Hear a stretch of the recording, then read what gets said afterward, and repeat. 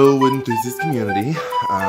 It's Larry here. Larry's back, and I'm just doing some woodworking, and I thought I was gonna go over something with you, something that I think you guys would really appreciate. I'm just here in my shop, just trying to get some stuff done for spring, and I'm very busy. You know, my wife's got a to-do list. You know, that's 1,000 years long. I don't think I'm ever gonna get it done, but I just want to show you guys that I was working on a table. And I love working on tables, and as you guys know, I like to use a lot of pine. So I'm using a lot of pine tonight. And as you know, I like to use a lot of pine.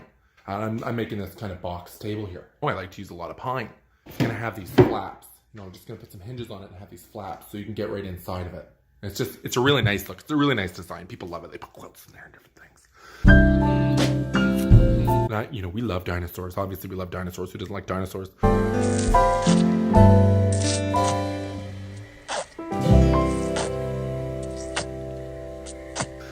So this was exciting because I was working on this piece of wood, and as you can see, it's got this wonderful knot.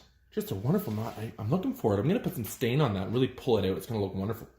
And as I was sliding down, let's have a look at this. I found this little knot. And this is something that Gary always refers to as a stuck knot. It's a little term he came up with. It's a stuck knot. So what I'm going to do, I don't want to get the camera in the way here, but I'm just going to push it out. And as you can see, it kind of gets stuck. And that's why Gary calls it that. So there's not enough room for it to get all the way out. So I can push it down. And then you can't go any further because it's stuck. You know, it's a stuck knot. So you can go out a certain distance. And as you can see, this knot, where's the camera here? This knot is absolutely soaked in resin. You know, it's just soaked in resin. And that's a real nice treat. So what I'm going to do is I'm going to put a little glue in there because if someone buys this table, they're going to struggle because they're going to be saying, you know, I've got this stuck knot. It's not a loose knot. It's a stuck knot. It's kind of stuck in between. It's kind of in a limbo. We also call them limbo knots. So we're just going to put a little bit of glue on this and kind of, you know, lock that in place so it doesn't come out. So at the end of the day, you know, so at the end of the day when, you know, you have some of the kids come around and they're banging tabletops, you know, they're dropping them hard, it's not going to pop out. And that's important. That's really important. So we also call them limbo knots. So there's a little bit of a stuck knot there. We also call them limbo knots.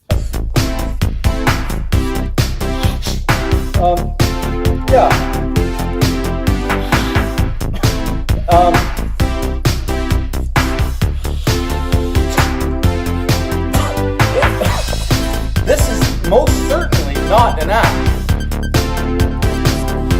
So, yeah.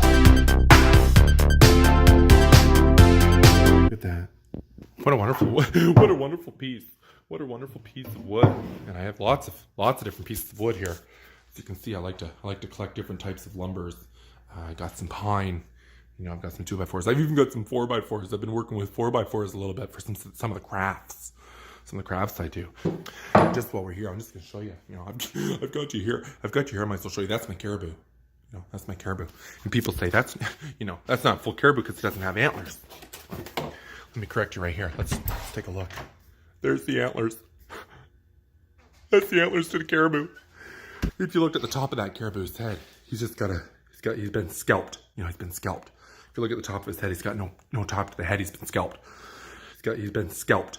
So we've got a bit of another big table here I'm working on. Just kind of trying to get some things ready.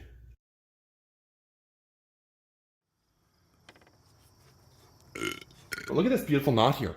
Look at this beautiful knot here. You can just kind of, this is kind of a design. It's a design. You can stick your finger right in there. It's just, in fact, if you put your hand inside the box, you know, it's kind of a nice way if you have some treasures in there. You can kind of have a peek before you open up to see if that's, you know, say you've got some coffee on top, maybe a cup of coffee, and you want to just take a peek in there. You can kind of just, you know, peer in there and see if your treasures are in there, the ones that you want to access. So thanks for checking in. This is Larry Woodstone for Wood Enthusiasts.